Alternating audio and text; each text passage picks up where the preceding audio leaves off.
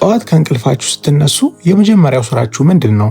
ስልካችሁን አንስታችሁ የማታውቃቸውን ሰዎች ፎቶ ማየት ወይስ ደግሞ 5 ደቂቃ ልጨምር ብላችሁ ድጋሚ መተኛት? ብዙዎቻችን ሳናውቀው ጠዋታችንን ለሽንፈት እያዘጋጀነው እንደሆነ ብነግራችሁ ታምኑኛላችሁ?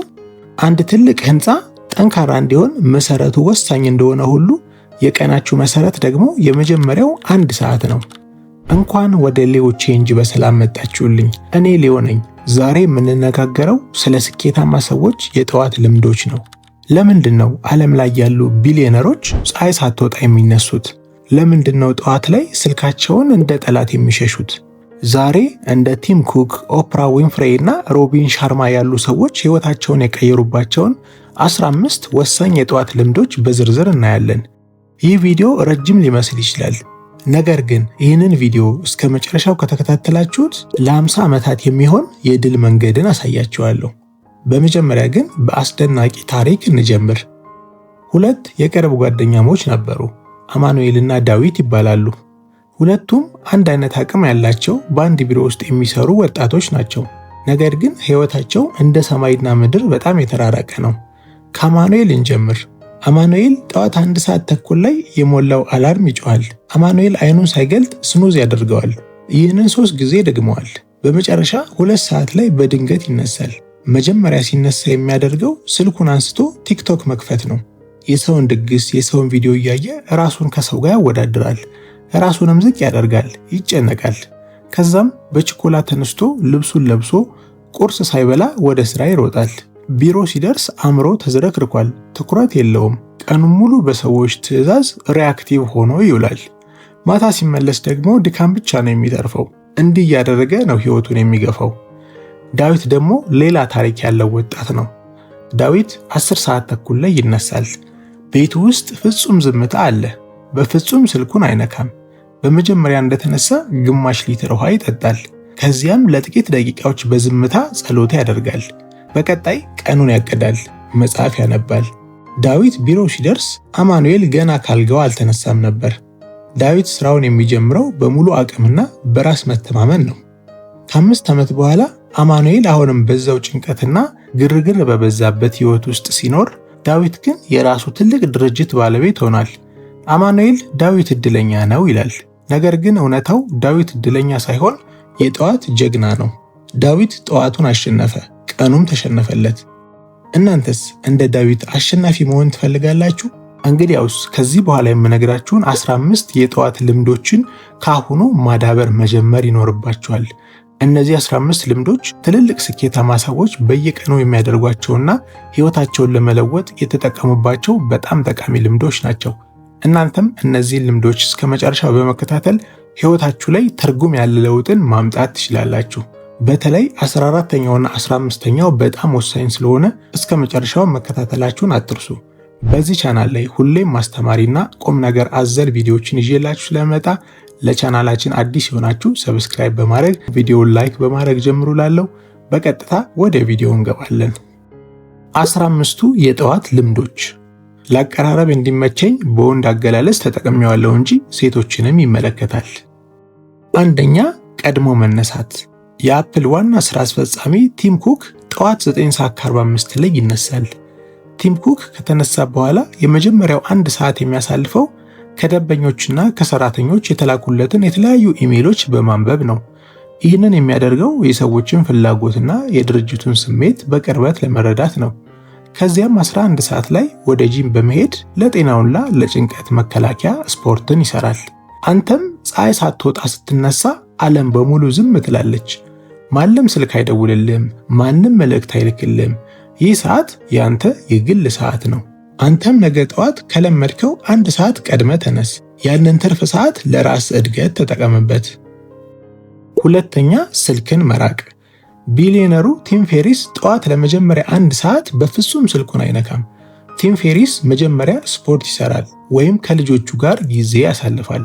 ስልኩን የሚነካው አእምሮ ሙሉ ለሙሉ ከነቃ በኋላ ነው። አንተም ስልክን ስትከፍት የሌሎች ሰዎችን አጀንዳ ነው የምታነበው። ዜናው፣ ወሬው፣ ቪዲዮ፣ ሁሉም ነገር አእምሮህን ያውኩታል። ስለዚህ እዚህ ጋር ልነግርህ የምፈልገው ሁልጊዜም ቢሆን ስልክህን በሌላ ክፍል ውስጥ አስቀምጥ። አእምሮ የራሱን ሐሳብም እንዲያመነጭ እድል ስጠው። ይህ በተለይ በብዙዎቻችን ላይ የምናየው ትልቅ ክፍተት ነው። ሁል ጊዜ ማታ ከመተኛታችን በፊት ስልካችንን ይዘን የምንተኛው፣ ጠዋትም ስንነሳ ደግሞ የመጀመሪያ ስራችን ስልካችንን መያዝ ነው። ይህ አእምሯችንን በጣም ነው የሚጎዳው። በቀጥታ የምትገቡት ዓለም ላይ ባለው ጫጫታ ሁካታ ውስጥ ነው የምትገቡት። ይህ ደግሞ አእምሯችሁ በትክክል እንዳያስብና ትኩረት አድርጎ የሚመለከተው ነገር ላይ እንዳይሰራ ያደርገዋል ማለት ነው። አንተም ነገ ጠዋት ከለመድከው ሰዓት 30 ደቂቃ ቀድመህ ተነስ። ስልክህንም ካልጋ ላይ አርቀህ አስቀምጥ። ስልክህን ለማንሳትም የግድ እንድትቆም ያደርጋል። በዛን ጊዜ ትነሳለህ ማለት ነው። ሶስተኛ ውሃ መጠጣት። የአሜሪካ እግር ኳስ ኮከብ ቶም ብራዲ ጠዋት እንደተነሳ ግማሽ ሊትር ውሃ ይጠጣል። ቶም ብራዲ በውሃው ውስጥ ኤሌክትሮላይትስ ይጨምራል። ሌሊቱን ሁሉ የደረቀውን አእምሮና ሰውነቱን ለማንቃትም ይሄንን ይጠቀማል። አንተም ሌሊቱን ሙሉ አእምሮና አካል ውሃ ተጠምቶ ነው የሚያድረው። እንደ ደረቀ መሬት ውሃ ይፈልጋል። ምንጊዜም ቢሆን ስትተኛ ካልጋህ አጠገብ ውሃ አዘጋጅተህ ክደር። እንደተነሳ ወዲያውኑ 1 ብርጭቆ ውሃ ጠጣ። አእምሮ ወዲያውኑ ሲነቃ ይሰማሃል። አራተኛ አልጋ ማንጠፍ።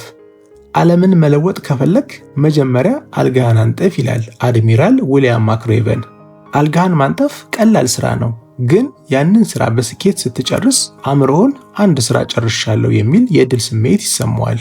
እና አንተም ሁል ጊዜ እንደ ቆምክ አልጋህን አንጥፍ። ትንሿ ስኬት ለትልቁ ስራ መንገድን ትከፍትልሃለች። አምስተኛ ዝምታና ሜዲቴሽን። እንደ ኦፕራ ዊንፍሬ ያሉ ሰዎች ጠዋት ለ20 ደቂቃ በዝምታ ይቀመጣሉ። ኦፕራ ዝምታዋን የምትጀምረው በምስጋና ነው። አእምሮዋ ከጫጫታ እንዲርቅ የውስጥ ድምጿን እንድትሰማ ታደርጋለች። ልክ ጭቃማ ውሃ ሲረጋ ጥርት እንደሚለው ዝምታም አእምሮን ጥርት አድርጎ እንዲያስብ ይረዳዋል። አንተም ለ5 ደቂቃ ብቻ ዓይንህን ጨፍነህ ተቀመጥ። ትንፋሽ ሲገባና ሲወጣ ብቻ ተከታተል። ማድረግና መሆን የምትፈልገውንም ነገር በዛች 5 ደቂቃ ውስጥ ማሰብና ለብቻ መነጋገርን መልመድ ይኖርብሃል። ስድስተኛ አዎንታዊ ማረጋገጫዎች። መሐመድ አሊ እኔ ታላቅ ነኝ አም ዘ ግሬተስት ይል ነበር ገና ሳይሆን በፊት። መኪና በነዳጅ እንደሚሄድ ሁሉ አንተም በንግግር ነው የምትሄደው። እኔ ደካማ ነኝ ካልክ ትደክማለህ፣ ምክንያቱም አእምሮ የምትናገረውን እንደ እውነት ይቀበለዋልና። ስለዚህ ሁልጊዜም ቢሆን መስታወት ፊት ቁምና እኔ ብቁ ነኝ፣ እኔ ስኬታማ እሆናለሁ ብለህ ለራስህ ንገረው። ምክንያቱም አእምሯችን የምንነግረውን ነገር ወደ ተግባር ለመቀየር ምንም ጊዜ አይወስድበትም። ስለዚህ ለአእምሯችን መልካም ነገርና እኔ እችላለሁ፣ እኔ አደርገዋለሁ፣ እኔ ማድረግ የምችለውን ነገር አደርጋለሁ ብለን ሁል ጊዜ አፊርም የምናደርግለት አዎንታዊ ነገሮችን የምንነግረው ከሆነ አእምሯችን እነዛን ነገሮች ለማድረግ ስራውን ይጀምራል ማለት ነው። ወሬ ብቻ ሳይሆንም ደግሞ ተግባሩ ላይም ደግሞ መግባትም ይጠበቅብናል ከኛ። ስለዚህ አዎንታዊ ንግግሮችን በህይወታችን ላይ ማድረግ ሁል ጊዜ አዎንታዊ ህይወት እንዲኖረን እና አእምሯችን ምንጊዜም ቢሆን ሳይቦዝን መስራት ያለበትን ነገር እንዲሰራ እናደርገዋለን ማለት ነው። ሰባተኛ የሰውነት መነቃቃት። ቢሊዮነሩ ሪቻርድ ብራንሰን ጠዋት ስፖርት መስራት በቀን ውስጥ ተጨማሪ 4 ሰዓት የመስራት አቅም ይሰጠኛል ይላል። ስፖርት ስትሰራ ደም ወደ አእምሮ በደንብ ይፈሳል። ይህ አዲስ ሐሳብ እንዲመጣልህም ያደርጋል። አንተም ስፖርት ለመስራት የግድ ጂም መሄድ አይጠበቅብህም። ለ15 ደቂቃ ብቻ ቤት ውስጥ ተንቀሳቀስ፣ ሩጥ፣ ሲታፕ ስራ፣ ፑሻፕ ስራ፣ ቤዚክ የሆኑ ቀላል ኤክሰርሳይሶችን አድርግ። ይህም አካልህም አእምሮህም ጤናማ እንዲሆን ያደርገዋል ማለት ነው። 8ኛ ማንበብ። ዋረን ቡፌት በቀን 500 ገጾችን ያህል ያነባል። ዕውቀት ልክ እንደ ወለድ እየተጠራቀመ እንደሚሄድም ያምናል። አእምሮ ልክ እንደ ማሽን ነው። መረጃ ከሌለው ስራ አይሰራም፣ ይቦዝናል። አንተም ጠዋት ላይ 10 ገጽ ጠቃሚ መጽሐፍትን አንብብ። በዓመት ውስጥ 15 መጽሐፍትን ትጨርሳለህ ማለት ነው። ስለዚህ ጠዋታችንን ስንጀምር አንደኛ ከስልካችን መራቅ እንደሚገባን ሁሉ መጽሐፍትን ደግሞ በቅርባችን አድርገን ማስቀመጥ ይኖርብናል። ልክ እንደተነሳን ስልካችንን አንስተን ከመንካት ይልቅ አንድ ጠቃሚ የሆነ መጽሐፍ 10 ገጽ ብናነብ በሕይወታችን ላይ ትልቅ ለውጥን እናመጣለን። በቅርብ እንኳን ዶክተር ወዳጄነ ሲናገር አድምጬ ነበርና ሁል ጊዜ ስተኛ ማታ ማታ ላይ መጽሐፍትን እያነበብኩ ነው የምተኛው ሲል አዳምጫለሁ። ይህም በሕይወቴ ላይ ብዙ ዕውቀቶችን እንዳገኝና ስኬታማ እንደሆን ረድቶኛል ሲልም አዳምጫለሁ። ስለዚህ እናንተም ስትተኙም ሆነ ስትነሱ ሌሎች አላስፈላጊ ነገሮችን እያደረጋችሁ ከምትተኙ ይልቅ መጽሐፍትን እያነበባችሁ ብትተኙና መጽሐፍትን እያነበባችሁ ብትነሱ በህይወታችሁ ላይ ትልቅ የሆነ ለውጥን ማምጣት ትችላላችሁ። 9ኛ ምስጋና። ቶኒ ሮቢንስ ጠዋት ፕራይሚንግ የሚባል ልምድ አለው። ሮቢንስ ለ3 ደቂቃ ያህል በህይወቱ ስላላቸው 3 ነገሮች በጥልቀት ያመሰግናል። ያለህን ነገር ስታመሰግን አእምሮ እድሎችን ማየት ይጀምራል። ለምሳሌ ስለ ጤና ልታመሰግን ትችላለህ። ስለ ፀሐይዋ፣ ስለ ቤተሰብ፣ ስለ ተለያዩ ነገሮች በህይወት ደስተኛ ያደርጉን ነገሮች ልታመሰግን ትችላለህ።